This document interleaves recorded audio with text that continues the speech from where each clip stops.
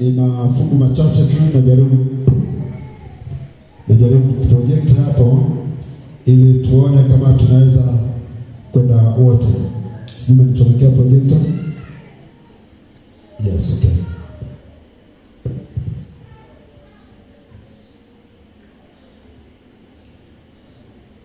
Au nichomekea kwenye projector yako wewe mwenyewe nirushie kutoka.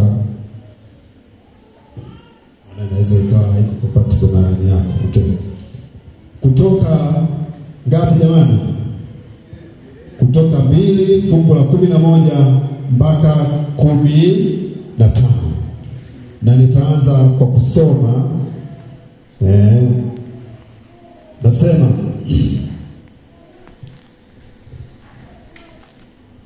inasema hivi, hata siku ile Musa, kutoka 2 fungu la 11 mpaka 10 ngapi jamani? Waliopata okay, sawa.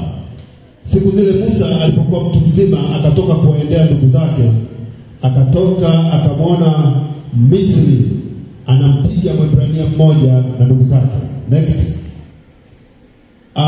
Basi akatazama huko na huko, na alipoona kuwa hapana mtu, akampiga Misri yule akamficha ndani ya mchanga. Twende. Akatoka siku ya pili, na tazama watu wawili wa Ibrania walikuwa wakipigana. Akamwambia yule aliyemdhulumu mwenzake, mbona mnampiga mwenzako? Yule akasema, ni nani aliyekuweka wewe kuwa mkuu wetu na mwamuzi juu yetu? Je, wataka kuniua mimi kama ulivyomuua yule Misri? Musa akaogopa, akasema, kumbe jambo lile limejulikana. Twende. Basi Farao alipopata habari akataka kumuua Musa. Lakini Musa akakimbia mbele ya Farao, akakaa katika nchi ya Midian, akaketi karibu na kisima. Basi kuhani wa Midian alikuwa na binti 7, nao wakaja wakateka maji, wakazijaza bilika maji wapate kunywesha kundi la baba yao. Wachungaji wakaja, akawafukuza, lakini Musa akasimama akawasaidia, akalinywesha kundi lao. Twende. Walipofika kwa Reuel baba yao akasema, imekuwaje hata mkarejea mapema leo? Akasema, Misri mmoja alituokoa katika mikono ya wachungaji, tena zaidi ya hayo akatutekea maji, akaninywesha kundi. Hebu malizia fungu la mwisho. Akawaambia binti zake, yuko wapi? Basi mbona mmemwacha mtu huyo? Mwiteni ale chakula. Hii ni hadithi ambayo inajulikana sana, habari ya Musa, namna alivyoanza ukombozi.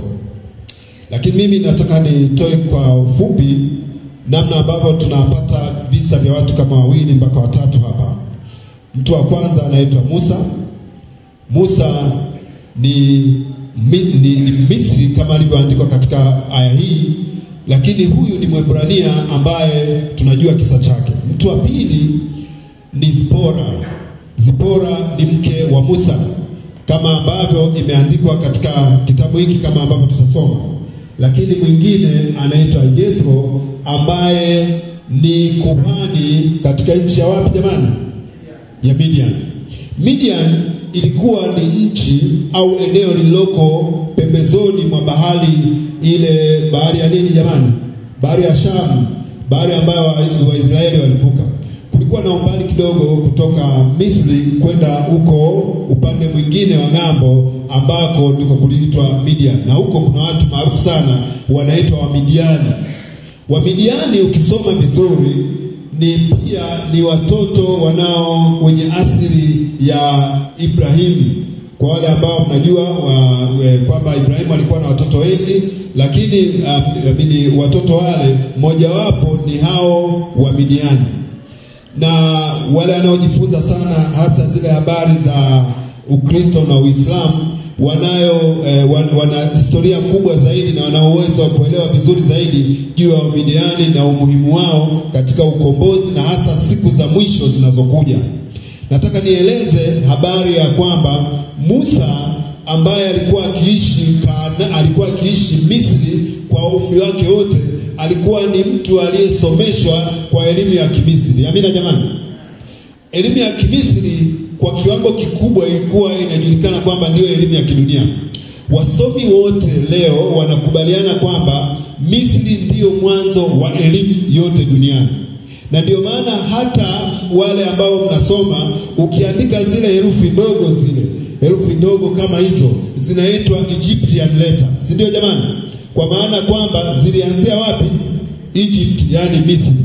Kwa hiyo Misri kwa elimu ndiko kunajulikana kama kisima. Achana na wazungu Ulaya huko wako wanasema, lakini elimu ilikuwepo wapi? Ilikuwepo Misri. Kwa hiyo Musa alisoma katika vyuo vikuu vya Misri, na kuna chuo maarufu sana cha muda mrefu kuliko vyuo vingine vingi duniani, kinaitwa Alexandria.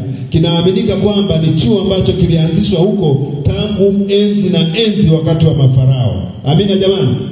Sasa Musa kama msomi ambaye alikuwa amelelewa kama mtoto wa mfalme, akiwa katika nafasi yake, alikuwa ni kwamba anatakiwa asahaulishwe mambo ya Kiebrania ili aadopti mambo ya kidini ya Kimisri.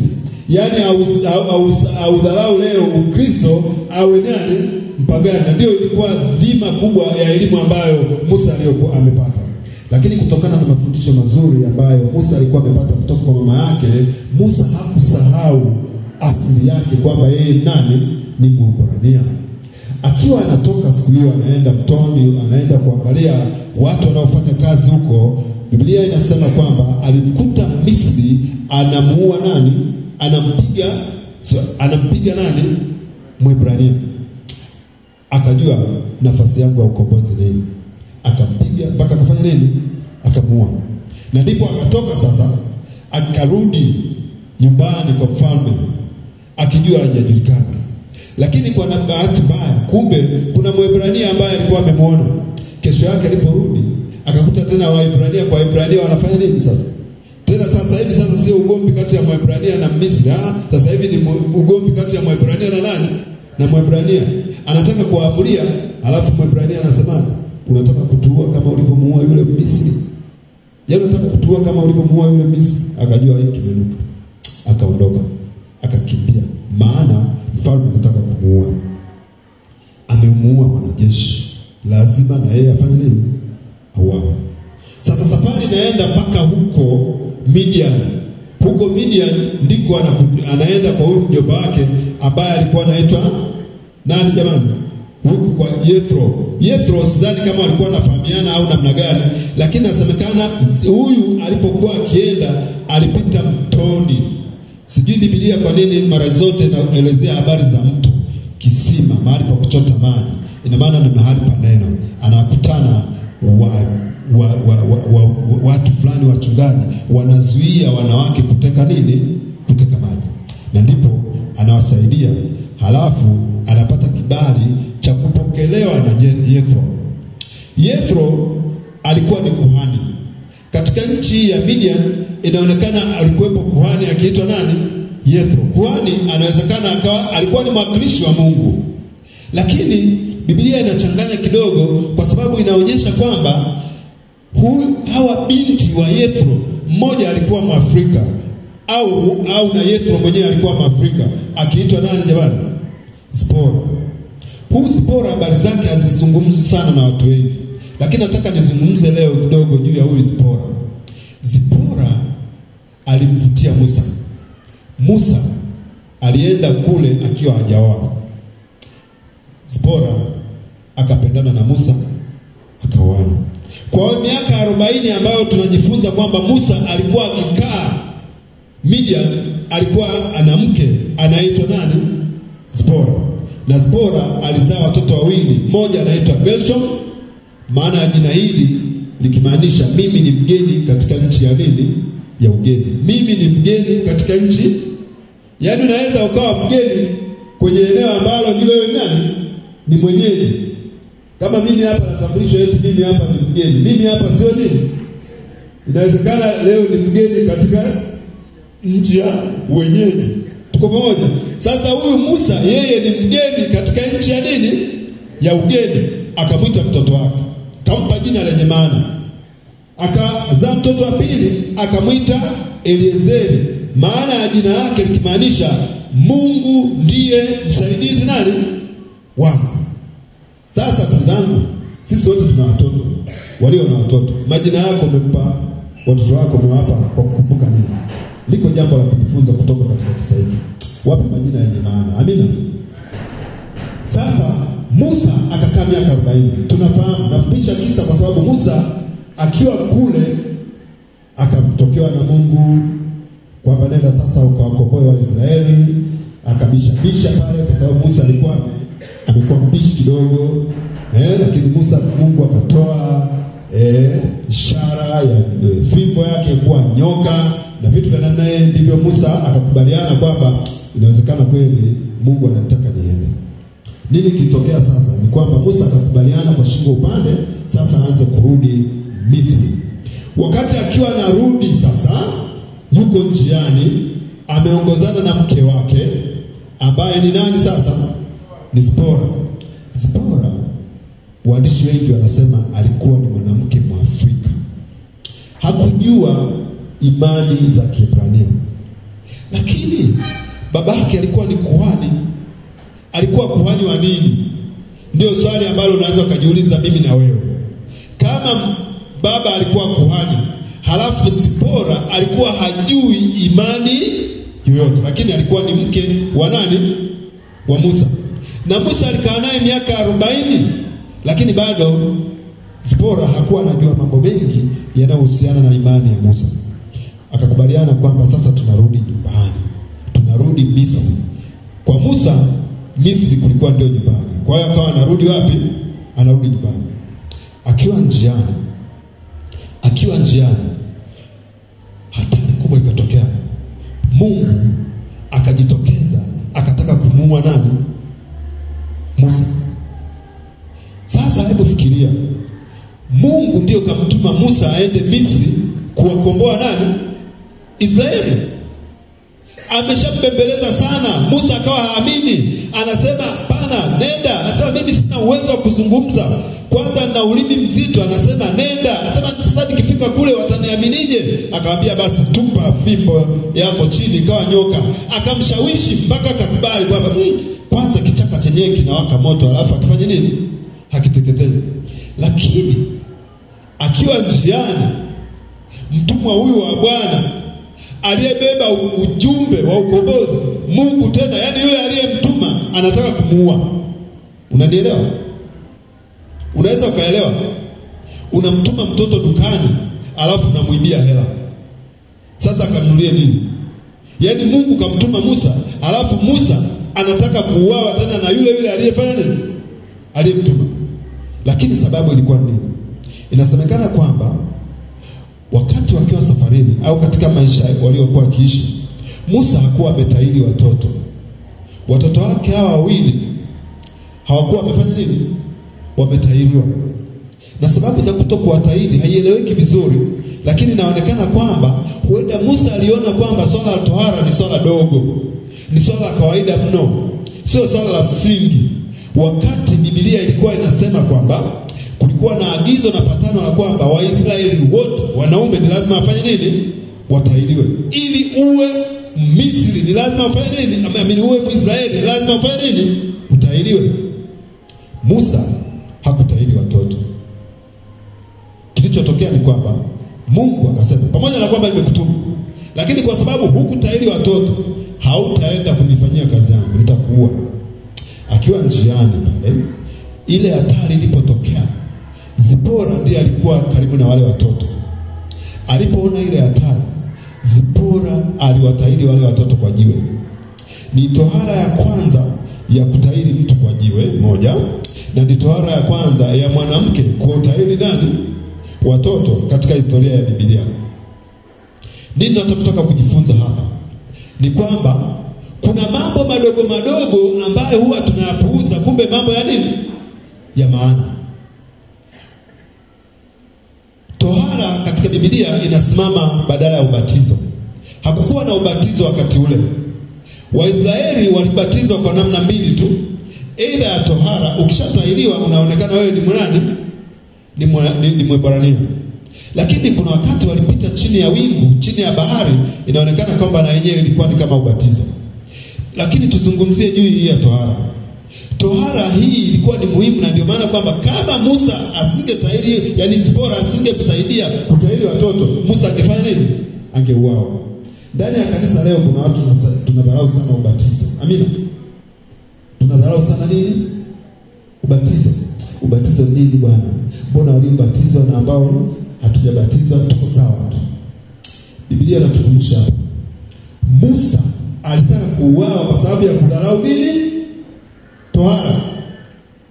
Ina maana kwamba hata wewe unaodharau ubatizo, Mungu anakuhesabia hatia kama alivyomhesabia nani? Hatia Musa.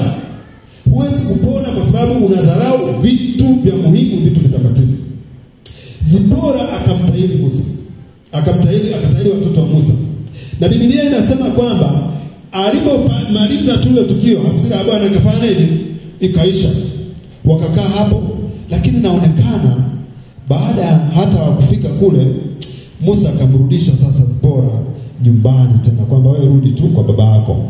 Akarudi kwa baba yake. Akakaa huko mpaka Waisraeli walipoanza safari ya kutoka Misri kwenda wapi? Kwenda Kanaani. Na kilichowapata ni kwamba kwa sababu Zipora alikuwa ni Mwafrika, hakuwa Mwebrania, ndugu wa Musa walianza kumdharau nani? Walianza kumdharau Zipora. Na dharau ile ilimpelekea dada yake Musa ambaye alikuwa anaitwa Miriam kupata ukoma kwa sababu ya dharau aliyoonyesha. Lakini mimi sitaki kuingia sana huko. Nataka tujifunze vitu viwili au vitatu katika hii. Cha kwanza kabisa, thamani ya kukubali kazi ya Mungu. Cha pili ni umuhimu wa kufuata maagizo ya nani? Ya Mungu, utume. Lakini na tatu ambayo nataka tujifunze hapa ni namna ambavyo kila mtu anao nafasi katika kuliokoa kanisa au kuokoa watu wa Mungu. Zipora hakuwa Mwebrania, lakini alimuokoa Mwebrania ambaye nani? Ni Musa. Hiki kitu ni kitu muhimu sana ndugu zangu. Unaweza ukafikiria ni kitu kidogo, lakini wewe umefanya nini kuokoa watu wa Mungu katika kanisa lako? Wakati ulipoona watu wanakosea, watu wanapotea, umechukua jukumu gani la kufanya? Au unangoja mpaka uambiwe? Zipora hakuambiwa na mtu yoyote. Alipoona tu hasira ya Bwana akagundua kwamba hii itakuwa ni sababu hii, ngoja niokoe, akachukua jukumu la jiwe akamtahiri. Sidhani kama alikuwa anatumia mawe kutahiri watu, ila kilichokuwepo wakati huo ndio hicho kilichofanya nini? Kilichotumika. Na hatimaye Musa akaokolewa. Ndugu zangu, Zipora Mwafrika anasimama kwa nafasi yake kubwa kuwakomboa wana wa Israeli kwa sababu alimuokoa mkombozi. Si ndio jamani? Kama Mungu amengemuua Musa pale, huenda safari tena ile ingeanza kuangaliwa nini? Upya. Kwa hiyo Zipora Mwafrika, tena mwanamke, anachukua nafasi kubwa sana. Waafrika wengi hawajui sana, na hata sisi wengi sana hatujui nafasi yetu katika Biblia. Biblia hii imejaa Waafrika wengi sana waliofanya mambo makubwa sana ya ukombozi. Unakumbuka yule aliyemsaidia Yesu kubeba msalaba? Si ndio? Alikuwa ni Mwafrika. Waafrika wazungu walipokuja walitengeneza kitu kimoja cha kwamba wote tumesoma historia, wale wasoma primary, sekondari, kuna kitu kinaitwa divide and rule.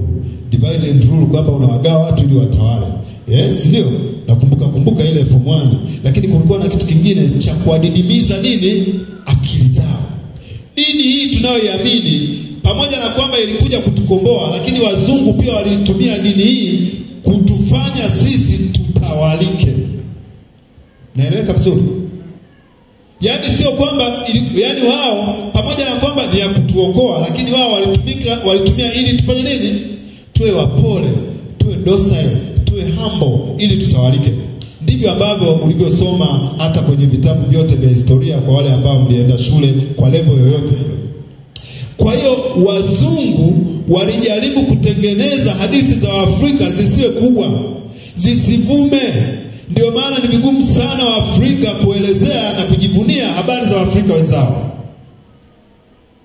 Wanaonielewa punge mkono, maana mnaweza mkawa nazungumza kitu cha ajabu. Leo akija mzungu hapa, watu wengi watakuwa wanatetemeka hivi. Mzungu kaja, si ndio? Akija Mwafrika, hata kama ana ujumbe gani, hawasikilizi. Dhana ya kikoloni. Hata ukisoma Daudi, kuna jamaa moja alitumwa kwenda kutoa habari, si ndio? Mwingine alikimbia sana, yule alikimbia. Kuna mmoja alikuwa Mwafrika katika wale wajumbe. Mmoja alikuwa nani? Mwafrika. Mwingine huyo. Nachotaka kusema ni kwamba, ndugu zangu wa Afrika, kama mimi, tujivunie Uafrika wetu. Tunayo nafasi kubwa katika ukombozi wa hii nini? Tunayo nafasi. Sasa hivi dini Ulaya hamna. Ndugu zangu, dini Ulaya hakuna. Ndio maana kuna sasa hivi Marekani wanafanya juhudi kubwa sana kuwachukua wachungaji kutoka Afrika waende wapi? Waende Ulaya. Wiki 2 au 3 zilizopita nilikuwa nikitafuta mtu mmoja mhubiri ambaye ataweza kila siku ya Alhamisi atape, tuna kitu kinaitwa saheli ya maombi. Kuanzia saa 3 kamili ya jioni hadi usiku mpaka saa 4. Na hivyo kila jimbo huwa linatafuta mhubiri ambaye atahubiri. Kwa hiyo watu watafuta wahubiri wote duniani, wote tunafikiri watawabariki watu. Sasa na mimi nikawiwa kwamba nitafute mhubiri mmoja. Sasa hivi hatuna mtu yote ambaye yuko Ulaya kule ambaye ataweza wakanipa namba jamaa mmoja anachunga makanisa mawili huko Marekani. Ni Mtanzania. Sijui ni wapi, lakini ametokea huko Mtwara. Alitupigia gombo nzuri sana. Injili moja nzuri sana. Lakini simliona yule aliyekuwa akihubiri net event ya mwaka huu. Yule Mkenya. Si ndio? Anaitwa Munene, si ndio? Ni mchungaji wa makanisa fulani kule wapi? Marekani. Nataka upate picha kwamba sasa hivi dini Ulaya haipo. Watu wameshaharibika. Mambo ya dunia yamekuwa mengi kiasi cha kwamba sasa hivi watu wengi hawajui sana Ukristo. Wamejawa na usasa, hata wamemdharau sana Mungu. Wanaosali Ulaya sasa hivi ni wazee na watu wagonjwa ambao wanakaribia kufa. Ukienda wewe una nguvu zako, wanakudharau, wanakushangaa, unaendaje kanisani? Una shida gani? Una shida gani mpaka unakwenda wapi? Kwa hiyo kanisani kwa watu wenye nini? Wenye shida kweli. Sio sawa, si ndio jamani? Nataka nikwambie, Waafrika sasa hivi ndio wakombozi wa dunia hii. Ndio wanakabidhiwa ukombozi wa dunia hii. Na sasa wazungu wanaleta injili ya kwamba wakati wenzetu wanafanya maendeleo, sisi wa Afrika tunafanya nini? Tunafuata dini. Ndio maana unakuta siku hizi kuna vibonzo vingi sana vya kutudharaulisha. Kwamba mtu anafanya hivi, watu wanadondoka, alafu wanaonyesha mtoto wa Kichina anatengeneza simu. Sijui naeleweka? Wakati wewe umepiga magoti unaomba Mungu, wanakuonyesha unaomba Mungu, alafu mtoto wa Kichina anafundishwa urubani. Maana yake nini? Maana yake ni kwamba mkakati wa dunia hii kwa sasa ni kudunisha hata Afrika na yenyewe isimjue nani? Isimjue Mungu. Na ndicho kinachoendelea. Na sio kumjua tu Mungu. Makanisa wa Adventist wa Sabato, kanisa lililobeba ujumbe wa malaika watatu, ndio lilioandaliwa mikakati mikubwa ili lisieneze ujumbe. Chama hiki cha wajasiriamali na watape na taaluma watape chenyewe ndicho chama pekee katika kanisa hili la Sabato kilichoanzia Afrika. Ni chama pekee kilichoanzia wapi? Afrika. Na sio Afrika tu, Tanzania. Lakini wa Tanzania ndio wanabeza vya kwao ili wathamini vya wazungu. Colonial mentality. Madhara ya ukoloni. Kuthamini vya wazungu, kudharau vya kwao. Mpone kwa jina la Yesu. Amina. Kama kitu kinaleta ukombozi haijalishi kilikotoka, ni lazima kithaminiwe. Amina.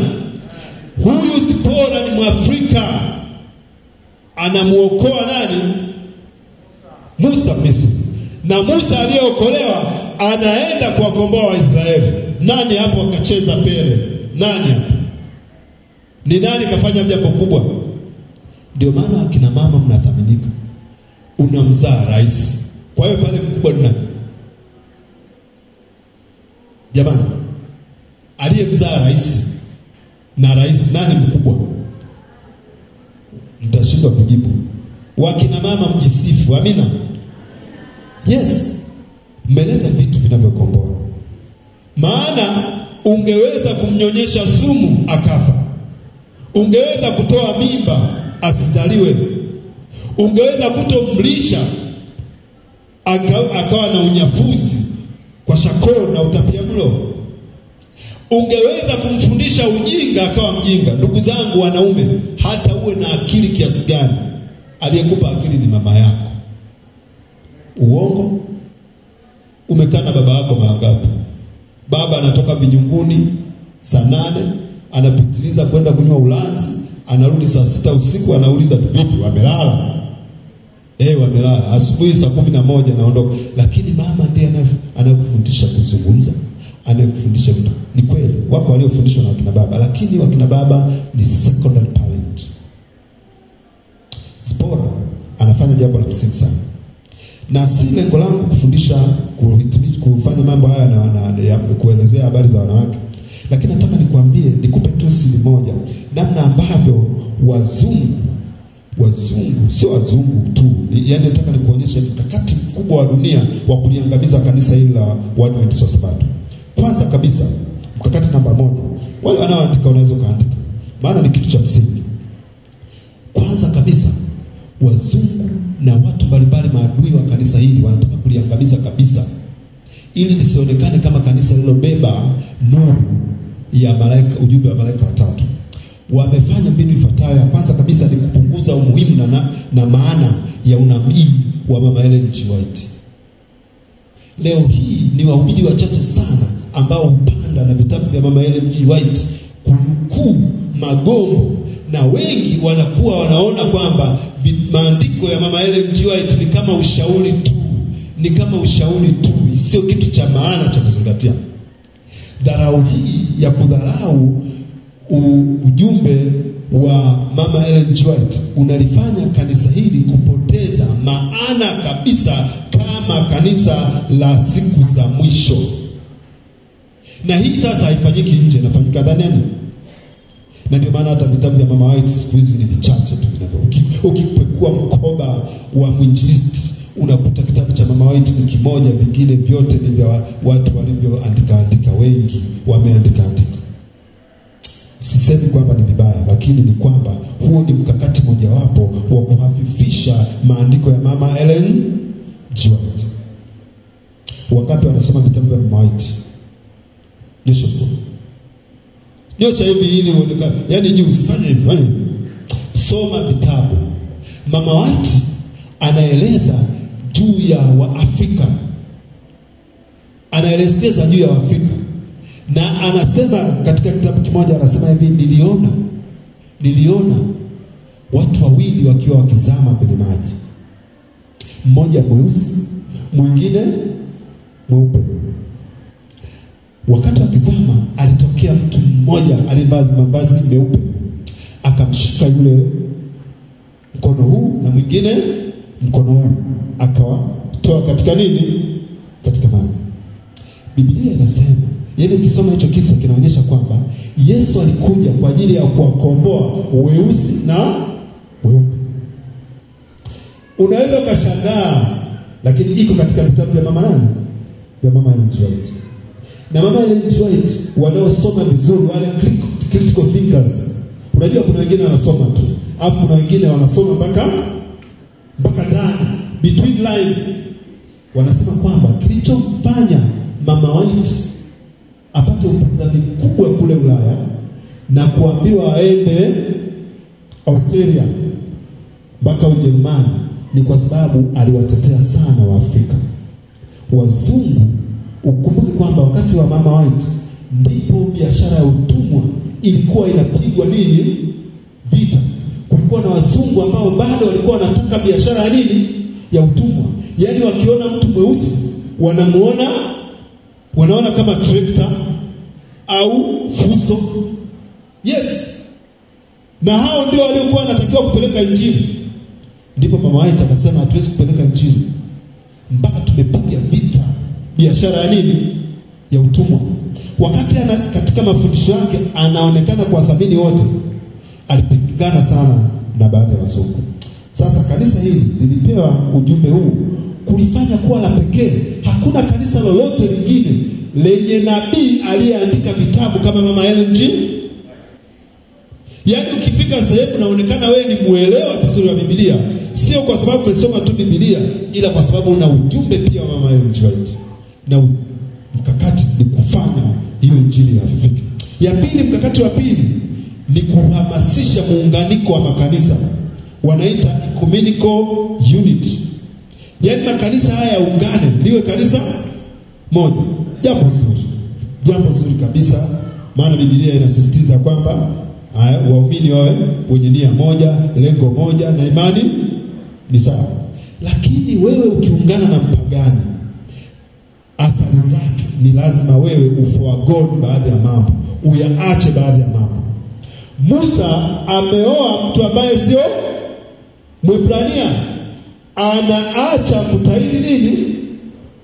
Na Mungu anamuua Zipora, anaua watoto, anataka kumuua nani? Anamuua nani? Musa. Tukiunganika lazima tutasahau baadhi ya mambo. Na moja ya mambo tutaacha ni sabato ya Bwana. Umeungana na makanisa 200 ya Jumapili, alafu wewe yale yote atasema tusali Jumapili, tusali Jumamosi, watasema tusali Jumapili. Kuna mafundisho lazima tutakataa. Hiki kitu ecumenical unity ndicho ambacho kinafanyika hata leo. Kuna mikutano mingi sana wanaalikwa. Na wewe mchungaji utakuja, mzee wa kanisa uje. Unafikiri ni mambo madogo tu, lakini ndio process. Ukifika pale unasema yes, watu wanakunywa pombe. Sisi wa Sabato kwa kweli hatunywi pombe kwa sababu tu ya afya. Ni afya tu, wala sio issue nyingine, ni swala tu la nini? La afya. Husemi kama Biblia imekataa pombe. Jamani, amina. Hiki kitu kipo kwenye harusi zetu siku hizi. Pombe zipo, pombe kabisa. Harusi ya Sabato na pombe. Sio kwamba umependa, si umeunganika, wanakuja nayo. Wakati wale wanagawa champagne, wakigawa kidogo pale, sasa wanaanza kuimina nini? Pombe. Tumeungana. Biblia inasema tokeni huko wenye watu wangu. Musa aliunganika nao akasahau. Lakini nyingine ni kushusha thamani ya Sabato ya Bwana. Thamani ya Sabato ya Bwana. Siku hizi Sabato sio kanisa. Mimi wakati naingia kanisa hili la Sabato, yaani kuna watu niliwakuta wanaoga saa 10. Ijumaa saa 10 anafanya nini? Yaani anaoga saa 10 mpaka kesho saa ngapi? Haogi na Sabato. Mimi nilikuta Msabato hali soda ya jina yote hanywi. Vitu vingi. Sasa hivi zamani hata wachungaji yaani kwa mchungaji kwa mimi siendi kwa mchungaji kula, atamilisha mimi, yaani kule unakuta nakula maharage, njugu, mboga za majani, hali nyama, hali soda, hali pilipili, yaani amenyoka. Siku hizi hakuna. Sio kwa watu, hata wazee wa kanisa. Ndugu zangu, bakia dakika chache tu hapa. Kingine cha 4 ni kuondoa utambulisho mwingine muhimu wa kanisa. Kanisa hili sasa hivi halina vitu maalumu. Yaani sasa hivi kisimama pale wanasema kwamba yule ni Sabato ni lazima useme. Lakini zamani Sabato unamjua tu. Si mnamkumbuka Petro anajificha pale, mama mmoja anakuja sasa, ila wewe ni wewe ni mmoja wao. Yaani wewe ni mmoja wao. Mimi sijui hata kuzungumza kwako ni kama siku hizi msabato anapoongea ni sawa kama wapagani. Yaani lugha haitofautiani, mavazi haitofautiani, hakuna kitu ambacho kinatofautiana. Ndicho hicho ambacho sasa hivi wanataka kutuondolea. Hatunaondoka na ile picha yetu kwa sababu ya kujichanganya. Ndugu zangu, nataka niseme hiki cha mwingine cha tano ni kwamba kugeuza ujumbe wa malaika watatu na kufundisha mafundisho ya kibinadamu. Zamani jamani, kuna semina za mvua ya masika kanisani. Mvua ya masika. Njoni msome unabii. Watu wanapiga unabii. Ujumbe wa malaika watatu. Yaani kila ukienda kuna siku hizi ipo. Wangapi wanasema ipo? Labda hapa kwenu, hapa. Lakini huko kwingine mimi sija. Sasa hivi yamejaa mafundisho ya kawaida. Mafundisho ya utajirisho. Mafundisho ya haki za binadamu, social justice. Mafundisho ya ukuaji, sustainability. Athari za mazingira, action of environment, na mambo ya saikolojia na mambo. Yaani kuna vitu ambavyo vinataka kufanya dini ya wasabato waonekane ni sawa tu. Yaani sasa hivi mpaka umjue kwamba huyu anaohubiri atakuwa ni msabato. Mpaka ufike mwisho uone labda ulikuwepo wakati wanaimba wimbo wa kwanza waliimbaje na vitu vya namna hiyo. Huo ni mkakati wa kutufanya tusahau. Ndugu zangu, chama hiki cha wajasiriamali na wanataaluma TAPE ni chama ambacho kinataka kuinua watu watakaolipigania kanisa katika misingi yake. Na ndio maana linataka kuirudisha. Wakati watu wanasahau uinjilisti siku hizi kwenye makanisa mengi, hakuna effort. Uongo? Mimi sitaki kuwauliza kama ninyi mmefanya effort ngapi. Lakini mimi nakumbuka enzi zetu, enzi zile ambazo mimi naingia kanisa hili, kila idara ina effort. Yaani mkianza tu ule mwezi wa 3, mwezi wa kujadili habari za effort. Idara ya vijana tutakuwa na effort Kitelewasi. Idara ya kina mama, yani tutakuwa na effort si wapi. Wanaume, alafu ndio kuna effort ya kanisa. Tulikuwa na effort hapa mjini kila mwaka pale mnara wa Mashujaa. Kwa nini siku hizi hatufanyi? Kwa nini siku hizi hatufanyi? Yesu kabadilika. Yesu kabadilika. Yesu kabadili ujumbe. Tumepoa kiroho. Tunataka kutengeneza wanachama ambao watafamili uinjilisti. Na ndio maana wameweka hizi net event. Net event kwa sasa ni kwa nchi nzima. Lakini kiukweli natakiwa ifike wakati ambapo net event itakuwa ni kwa kanda, ni kwa makanisa, ni kwa zone. Mwaka jana, mwaka juzi, watu wa Iringa walijaribu. Pale Kiesa, kulikuwa na Kiesa net event. Hivi ndio tunatakiwa tufanye. Tumekaa. Ni kweli tunasali, ni kweli. Unakuja kanisani, mkuu wa huduma, mzee wa kanisa wa huduma, Yesu akikuuliza ulifanya nini mwaka huu? You have nothing. Hukufanya chochote. Haukutoa, haukupromote, haukusimamia. Musa aliandaliwa kuwa mkombozi wa taifa la nini? La Israeli. Usione Musa anawekwa kwenye tuduti, anawekwa mtoni. Sio kwamba ilikuwa ni bahati mbaya, kwamba aliokolewa tu kwa bahati mbaya. Ulikuwa ni mpango kwamba kutakuwa na mwanamke atazaa mtoto, kipindi ambacho watoto wa kiume wanafanya nini? Wanauawa. Atawekwa mtoni, ataokotwa na binti Farao. Atakulia wapi? Kwenye nyumba ya mfalme, ili azijue siri za nani? Za mafarao, siri za Wamisri. Alifundishwa mambo yote ya Misri ili awakomboe nani? Waisraeli. Ndugu zangu, wale wanafunzi nyosha mkono, wanafunzi nyosha mkono. Wanafunzi. Kanisa halina watu wanaosoma? Wanafunzi. Ni kwamba Musa alikwenda Misri kusoma. Hata wewe umepata nafasi ya kwenda chuoni, shuleni pale, soma. Usome ili uikomboe taifa lako. Amina. Sio taifa kama nchi. Mimi nazungumza taifa la watu wa Mungu. Kanisa lako. Sio usome uwe mpinzani kanisani. Hapana. Soma ili uwe mkombozi, mwelekezaji. Musa analielekeza kanisa, analiongoza katika jangwa. Lakini Musa anapitia katika vipindi vya mafunzo. Anapita Misri anajifunza, alafu anakwenda Midian na kwenyewe anajifunza miaka 40, anajifunza upole, namna ya kuongoza kondoo, na anakuja kuwakomboa. Chama cha wajasiriamali na wataalamu sio kipo kwa ajili ya kukusanya pesa ya mtu yote. Maana watu wengi wajiungi na chama kwa sababu wanaogopa kiingilio. Kwa sababu ni chama pekee chenye kiingilio, si ndio? Lakini ni chama pekee yake kinacho conduct net event. Ni chama pekee yake kisicho na budget ndani ya kanisa. Na ndio maana tunaomba watu waingie kwa kutoa pesa kidogo ili iweze kusaidia shughuli mbalimbali za uendeshaji wa nini? Chama. Tunashindwa conduct baadhi ya mikutano kama hivi.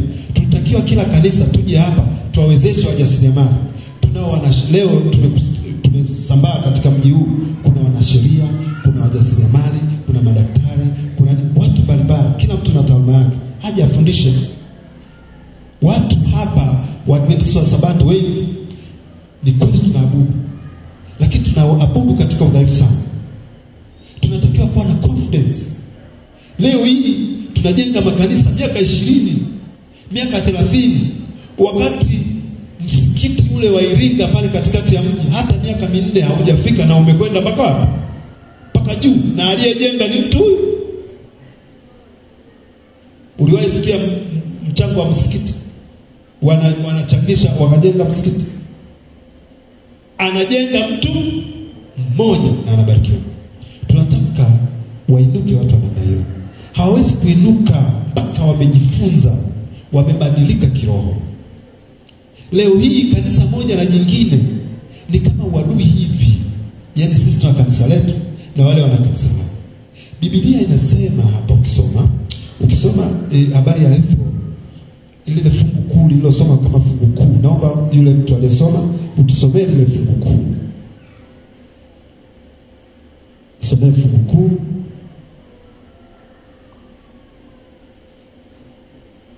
Mesao fungu kuu jamani. Tasoma. Yethro aliona Musa akiwa anateseka sana. Musa alikuwa akiongoza kundi la watu, inasemekana walikuwa wamefika 600. Hapa anaongoza mtu mmoja. Yethro akasema, Musa, hii kazi huwezi peke yako. Teua wasaidizi wakusaidie. Yawepo makundi ya makumi elfu, ya maelfu, ya mamia, na ya nini? Ya makumi. Unaelewa maana yake? Kanisa la Waadventista wa Sabato haliwezi kuwa kanisa ambalo linaongoza vitu kwa ujumla, yani general conference inachika kila kitu. Imegawa general conference. Imekuja kuna hizo zinaitwa nini? Division. Alafu kuna union, alafu kuna conference na nini? Na field. Alafu kuna makanisa, lakini juu yake yanaunganisha mitaa, lakini kuna makundi. Lakini pia makanisa na lenyewe, ndani ya kanisa hakuwezi kuwa na idara moja. Lazima kuwe na idara mbalimbali. Idara ya wanawake, waongozi wanawake wenzao, watoto na vitu vingine. Sasa hii ya TAPE ipo kwa ajili ya kuongoza wajasiriamali na nani? Na wanataaluma. Sasa ndani ya kanisa kuna wajasiriamali wengi kabisa. Wengine wanajijua, wengine hafanya nini? Hawajijui. Na wabaya zaidi ni wale wasiojijua, maana wanafananishwa kama shilingi iliyopotea. Maana shilingi ikipotea haijijui kama imefanya nini? imepotea. Mimi nimekuja leo kuwatambulisheni kwamba wengi wenu hapa ni wajasiriamali. Amina. Na wengine hapa ni wanataaluma. Wajasiriamali ni wale wote wanaofanya kazi zao za biashara wakajipatia kipato. Kuna kitu wanauza. Kuna kitu wanauza. Sasa wengine, yani kama wewe unaweza kawa kuna consultant anauza mawazo. Ukitaka kuanzisha duka unamuita, duka inatakiwa mbia utanipa shilingi 100,000, nitakuelekeza masuala ya nini? Ya biashara. Anauza nini huyo? Anauza nini? Mawazo. Ni aina moja ya ujasiriamali. Wako wale watu ambao wanauza vitu. Haijalishi ni kiasi gani, hata kama unapata shilingi 2, shilingi 1, lakini unauza. Unauza mboga, unauza nyanya, unauza vitunguu. Wewe nani? Mjasiriamali. Na wapo wanataaluma. Wanataaluma ni watu wote ambao wanafanya vitu ambavyo vinajulikana kama ujuzi. Unapiga kinanda bro. Ule ni ujuzi, maana sio kila mtu anaweza kupiga nini? Kinanda. Wewe ni seremala, unachonga. Ule ni ujuzi, kwa sababu sio kila mtu anaweza kufanya nini? Kuchonga. Tuko pamoja? Ni bodaboda, unaangukia makundi mawili. Unaendesha pikipiki, sio wote wanajua kuendesha pikipiki. Lakini unabeba abiria, anakulipa hela, unauza nini? Huduma. Jasiriamali. Ni mwalimu, ni daktari, ni nesi.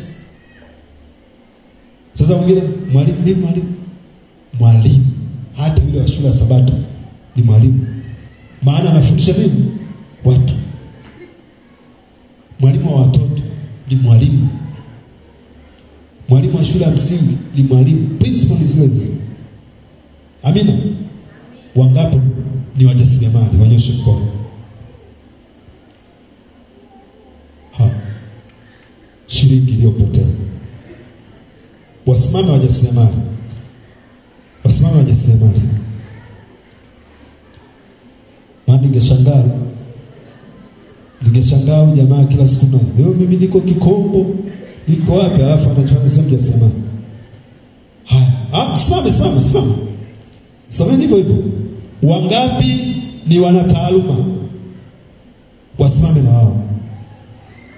Siwachangishi michango mimi hapa leo. Msiogope. Mimi asitona mchango sisi hapa. Sisi tunataka kuwatambua wajasiriamali na nini? Sasa ninyi mliokaa mnaangukia kwenye grupu gani?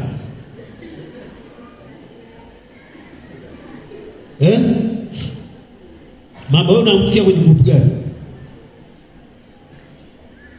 Sio mjasiriamali, sio mwanataaluma.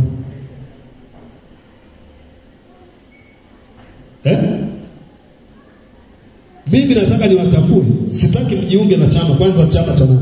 Kwani chama cha kwangu mimi hiki? Mimi nataka mjitambue. Na moja nikwambie, kama kanisa Adventist Sabato kwa muda mrefu sana tumehubiri Yesu anakuja. Kaeni kidogo afuna. Nani anaenda kumaliza?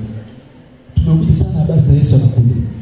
Watu wengine wameacha kusoma, watu wengine wameacha kujenga nyumba, watu wengine wameacha kufanya kazi kwa sababu Yesu anafanya. Ni wapi Biblia ya wapi iliyosema Yesu akija kikuta unafanya kazi huendi mbinguni? Ni Biblia ya wapi? Utakuta ni pagani tu. Mnasoma visivyosoma. Tunataka kanisa la Mungu liwe na watu hawa, aidha wajasiriamali au wana nini, ili kuendeleza kanisa. Kusudi tukisimama hapa tunapanga saa za ibada, tunasema saa hii ni nzuri ili watu waende kazini. Tukitangaza michango wala mimi nilikuwa nasali kanisa moja mwaka 2002. Ilikuwa na kanisa na ukubwa kama hivi na madirisha yake kama hivi. Tukawa tunachangishana madirisha.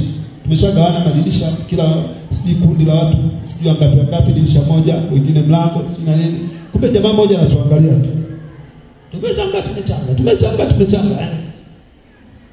Siku tunakuja Sabato tunakuta kanisa limeisha.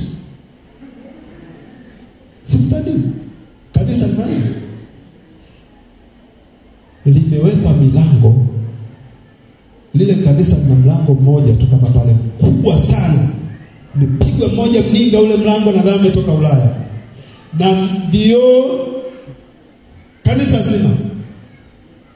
Na jamaa amefanya katikati ya juma, na hajasema kwa mtu yote, na hapa amekaa tu ametulia. Hosi jamani, tunaanza tena kujadili kwamba zile hela tulizokuwa tukichanga tutafanya nini? Tutazipeleka wapi? Hicho ndio tunachotaka. Ukiona mtu anakuja hapa kuhubiri ATAPE, kuelezea habari za ATAPE, usifikiri anakuja kuelezea kwamba eti lazima uwe mwana ATAPE uende kwenye mikutano. Ni kweli kwenye mikutano ndiko kwenye injili. Haya tunayojifunza mengi tunapata kwenye mikutano. Kuna watu wengine mwaka mzima mlango ule na ule, mlango ule na ule, uongo, hawajawahi kutoka kwenda, wakizidi sana Yordan kwenye makambi.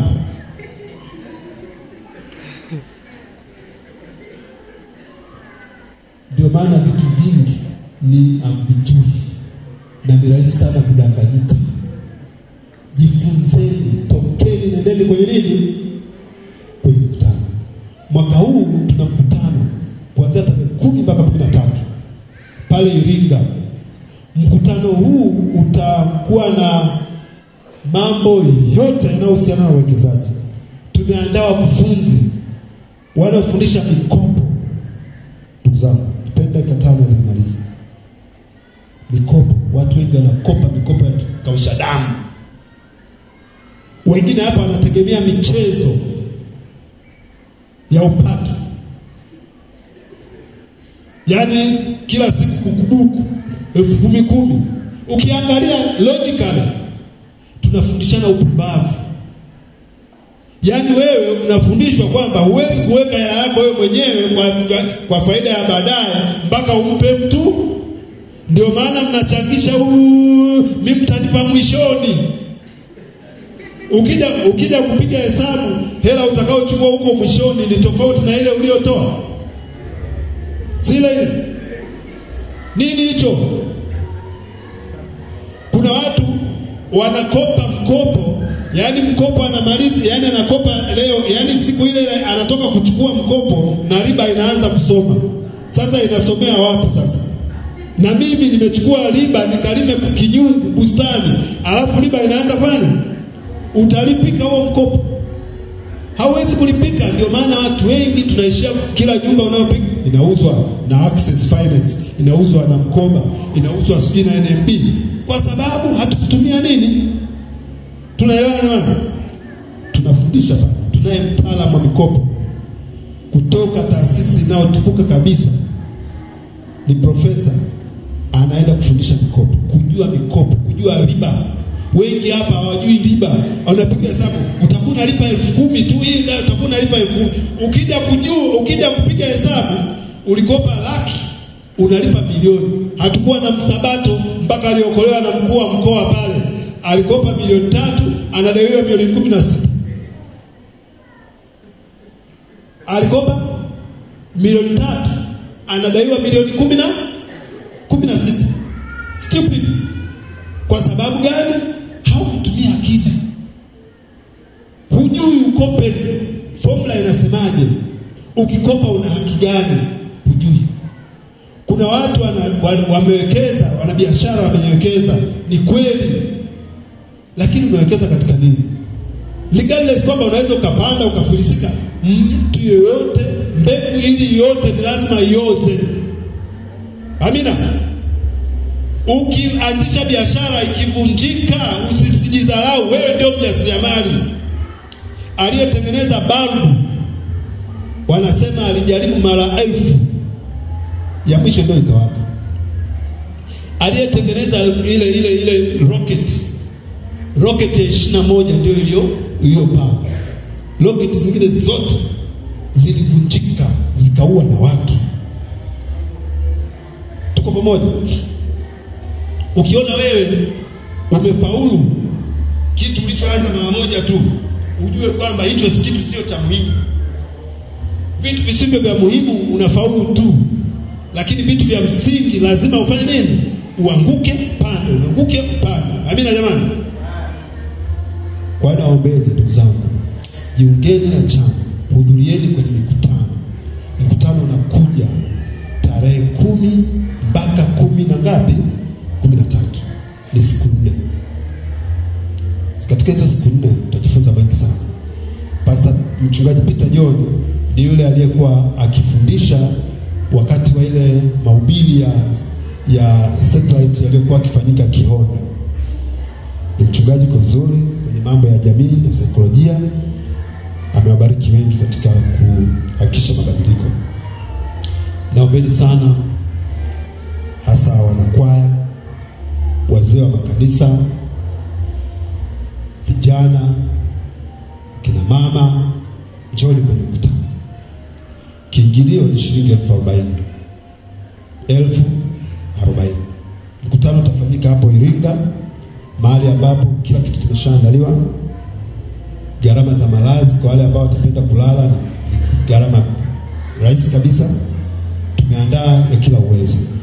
Wanaotaka kulala kwenye mahoteli watalala, wanaotaka kulala kwenye hosteli ni sehemu ambazo wanalala kwa kulipa shilingi kuanzia 5,000 na hivyo, lakini mahali pazuri. Lakini kuna watakaolala kwa ndugu zao. Lakini Iringa nauli ya kwenda na kurudi ni shilingi 10,000. Si ndio? Kwa hiyo mtu anaweza katenga kwamba natenga shilingi 40,000 ya nauli ya kwenda na kurudi. Sio lazima akalale wapi? Iringa. Tunaelewana? Lakini mwingine akalale kule ujifunze. Toka mtoko. Wana familia mpo? Tutoke na familia. Maana wengine hamjawahi kutolewa. Hata harusi yako ulilala nyumbani. Umetoka tu mimbalini, ukumbini, nyumbani. Hujawahi kulala kitanda cha nje. Toka na mke wako. Jamani, amina. Vijana mpo? Twendeni. Watakaoenda watakuwa karibu. Basi naomba nimalize kwa kuomba wale wote ambao wanaweza kupenda kuhudhuria mkutano wanyoshe mkono juu. 1 pale, 2. Wengine? Asante sana. Mungu awajalie sana. Tuombe. Mungu anaishi mahali pa juu mbinguni. Asante kwa sababu wewe ndio uliyetoa neno. Neno leo tuna siku ya leo, tunaomba likapate kusaidia kuleta mabadiliko makubwa katika maisha yetu. Tusiwe kama Musa ambaye huenda kusimamia vizuri familia yake hata akashindwa kutahiri watoto wake.